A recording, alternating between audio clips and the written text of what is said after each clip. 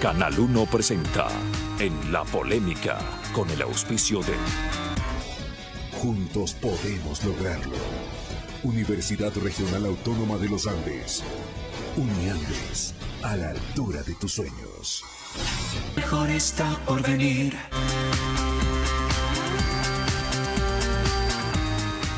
Saludos cordiales, gracias por acompañarnos, bienvenidos. El pasado día lunes se realizó una cumbre de alcaldes, la presencia de un prefecto, que están ubicados, que están colocados, podríamos decir, en la orilla de la oposición al gobierno de Rafael Correa. Esta convocatoria fue realizada por el prefecto de la SUAY, Paul Carrasco, y a ella acudieron, entre otros, el alcalde de Quito, Mauricio Rodas, y el alcalde de Guayaquil, Jaime Nebot. En la cita se acordó emprender en definiciones y análisis en torno a la situación económica que se expresa frente a la caída de los precios del petróleo. También se acordó provocar la unidad ante las limitaciones a las libertades, a los derechos, a la vigencia plena de la democracia. Y en otro de los puntos que se planteó y que se llegó a un acuerdo es construir la unidad con miras a las tareas que deben llevar adelante los gobiernos locales. Una vez que se registró este encuentro, las lecturas fueron diversas y múltiples. El propio presidente Rafael Correa calificó de fanesca, haciendo alusión al momento de Cuaresma que se ha iniciado. Para Jaime Nebot, el punto de este encuentro, de este frente, es poder construir una unidad que permita llevar adelante una plataforma de oposición al régimen de Alianza País. Ciertas reflexiones se interrogan alrededor de la ausencia de Guillermo Lasso y su movimiento Creo. Hay quienes también cuestionan que el encuentro de Cuenca no haya resuelto una posición firme y contundente sobre las enmiendas constitucionales y la reelección indefinida. Las miradas se enfocan alrededor de las definiciones que puedan hacer movimientos y partidos políticos frente a los comicios del 2017. Esto ante las expresiones que se producen también en otras esferas que no son movimientos políticos, que son las representaciones sociales, que son los grupos gremiales, las estructuras de base y las organizaciones ciudadanas que llevan sin duda otras posiciones y otras conductas. Resulta entonces interesante conocer qué se opina, qué se piensa, qué se reflexiona en torno a este encuentro de Cuenca. Nos acompañan alrededor de esta mesa, aquí en el estudio de Canal 1, los siguientes invitados. Sebastián Mantilla, él es analista y editorialista, a quien le hemos pedido que nos acompañe para comentar el tema planteado. También está con nosotros Fausto Cayambe. Fausto Cayambe es asambleísta del movimiento oficial de Alianza País. Agradezco la presencia de Diego Ordóñez. Diego Ordóñez es analista político y también editorialista. Y finalmente agradezco la presencia de Gustavo Iturralde. Él es integrante del Partido Comunista del Ecuador.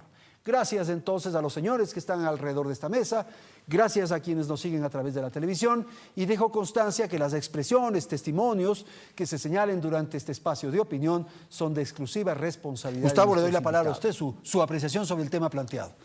Muy bien, un saludo, muchas gracias.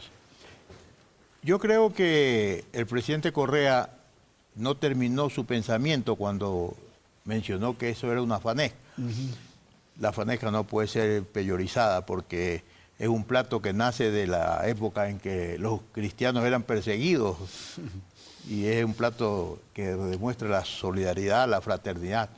Él se refería a esa fanesca guardada a la mezcla que ya pierde sabor y se convierte en dañina. Yo creo que este es un ensayo más de las fuerzas que vienen tratando de buscarse un espacio para enfrentar a Rafael Correa. En buena hora que no han mencionado, porque en realidad no podían hacerlo, el tema de la reelección, porque eso está como en el sentimiento del pueblo ecuatoriano, que una figura de las características que tiene Rafael Correa, con apenas 52 años, haya logrado un impacto tan grande en la política nacional. Entonces sería casi que un atentado al desarrollo histórico del pueblo ecuatoriano negara que él pueda competir en una contienda electoral. Creo que lo hicieron oportunamente en el momento en que están todavía tratando de cosechar resultados del supuesto triunfo para ellos del 2023F. ¿Usted dice que no fue triunfo entonces?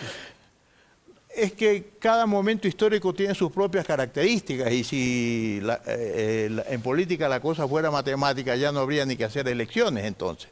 No, eso apuntan a que la crisis del petróleo va a afectar a la economía nacional y eso va a descuadrar un poco la gestión gubernamental de Correa. Y apuntan a una cosa que me parece que es infantil realmente, unirse para oponerse a Rafael Correa. Y esta renuncia a las ideologías me parece que es una cosa realmente ya extremadamente forzada. Directamente. Lo que somos es partidarios de otro tipo de democracia. La democracia cristiana se guía por las encíclicas papales y los papas son electos hasta que se mueren. Ni siquiera son reelectos, los eligen y ahí hasta que se mueren. Y son jefes de Estado. Entonces deberíamos nombrar al pontífice aquí al Papa presidente. No es mala idea. Superemos esto porque no va a tener sentido. Ya. Vamos, tanto sobre esto, sino más bien sobre el encuentro y sobre la unidad de los opositores. Acerca de las conductas personales de la oposición al gobierno no tiene mucha perspectiva el asunto. Yo he venido sosteniendo que no es importante las elecciones del 2017, sino cómo llegamos a las elecciones del 2017. Es decir, yo creo que el proceso que conduce Rafael Correa y nosotros como Partido Comunista que firmamos un acuerdo con él, creemos que ha llegado un momento en que debe de remarcar su compromiso con los postulados iniciales. Porque este envío de mensajes un tanto equivocados, que crean confusión en la opinión pública, le ofrece caldo de cultivo a los que están tratando de crear un polo de oposición al gobierno.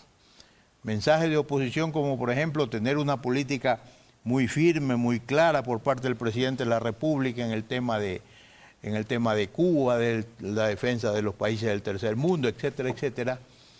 Y por otro lado, impulsar un acuerdo con la Unión Europea que produjo inclusive la renuncia del doctor Carlos Gaviria, que era el de la comisión encargada de estudiar los tratados recíprocos de protección de inversiones, que dijo, ya no tiene sentido que yo esté en esta comisión si están firmando un acuerdo con la Unión Europea, y entregarle la gestión de esa negociación a Rivadeneira, que es hombre de total y absoluta confianza en las cámaras, o tener esas políticas de, por un lado, hacer grandes cosas. Por ejemplo, algo que no se ha mencionado, pero que para mí es de enorme trascendencia, la política del tamizaje que se está haciendo ahora. Tamizaje. ¿Qué es eso? Para detectar tempranamente la posibilidad de retardo mental de las criaturas. Eso tiene una trascendencia, pero extraordinaria, que nunca se había hecho en el Ecuador. Y cosas así, las cosas materiales que ya la opinión pública conoce. Lo que creemos es que hay que llegar firmemente asentado en los principios de la primera campaña electoral. ¿La lucha de clases, por ejemplo? Nosotros somos partidarios de que ese es un instrumento en que en estos momentos el concepto de revolución ciudadana comienza a ser una especie de mecanismo de freno. Porque en Revolución Ciudadana entran todos. Los que tengan una cédula de identidad son ciudadanos. Gustavo, en esa visión de ustedes no se ha estatizado, no se ha nacionalizado ninguna actividad productiva de este país. Nosotros no hemos planteado eso. Más bien se están privatizando. Hay algunas expresiones de privatización que empiezan a surgir en el seguro social, en la inversión privada en ciertos proyectos. Los comunistas no planteamos la nacionalización o la estatización de las empresas en esta etapa. Es un periodo de transición. Bueno, pero ya debería haber, ya en 8 años debería haber. Donde hay que ir fortaleciendo un Estado popular, que es lo que el presidente Correa ha venido haciendo, y establecer mecanismos. Claro que hay una presencia de una suerte de desnacionalización de la economía ecuatoriana. Ahí Coca-Cola ha comprado Tony.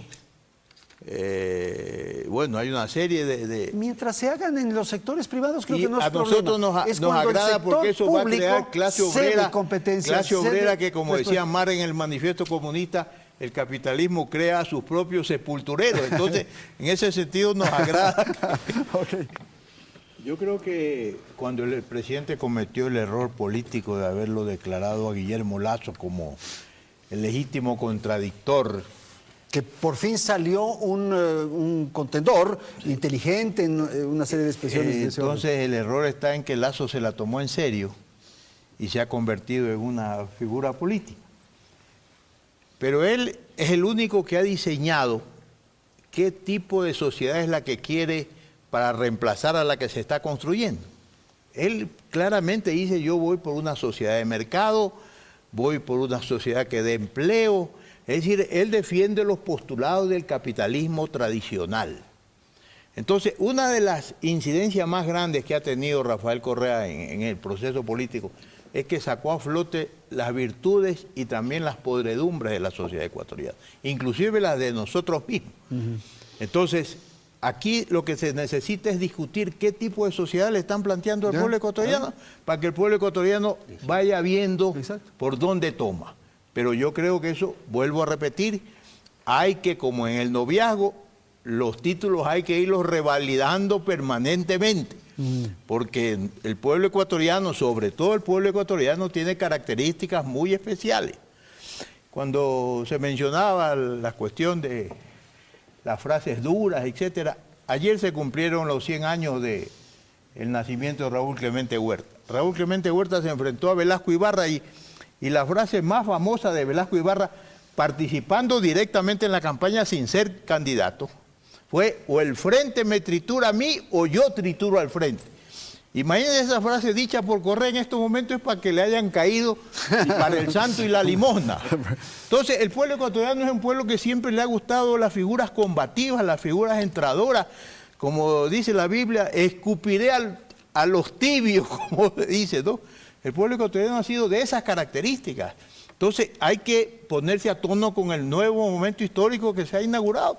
No tanto por la figura de Correa. Correa fue el que mejor supo interpretar lo que venía ocurriendo en la sociedad ecuatoriana. Ok, voy a un corte comercial y volvemos. Bien, vamos a concluir con este segmento final. Voy a dar la palabra a nuestros panelistas para una apreciación asimismo final respecto a lo que se ha dicho y a este encuentro en Cuenca. Empecemos con usted, Gustavo, por favor. Mire, otra de las preocupaciones que nosotros tenemos es que en esta estrategia de llevarlo debilitado al presidente al 2017, hay sectores que están muy interesados en producir una ruptura con los movimientos sociales y políticos de la izquierda, inclusive animados en algunos momentos hasta con los mismos funcionarios del gobierno. No ha habido central sindical más dividida actualmente que la Confederación de Trabajadores del Ecuador que nosotros dirigimos. Nunca nadie, después del 64 y Liberación Nacional y todas esas cosas, nos ha pretendido formar otro partido comunista del Ecuador con auspicio económico de determinados funcionarios de este gobierno.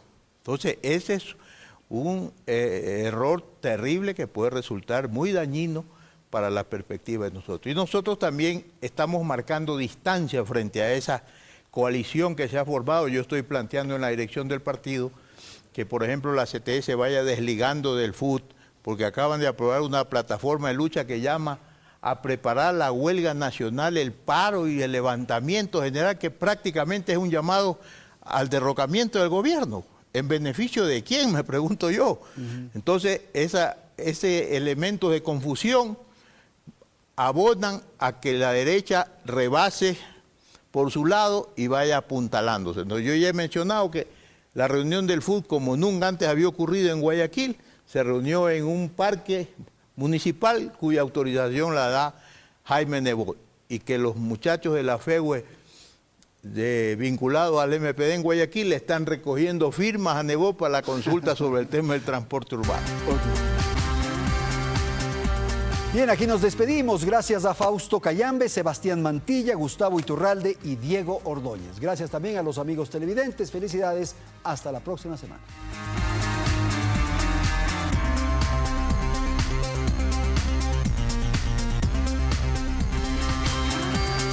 Canal 1 presentó En la Polémica.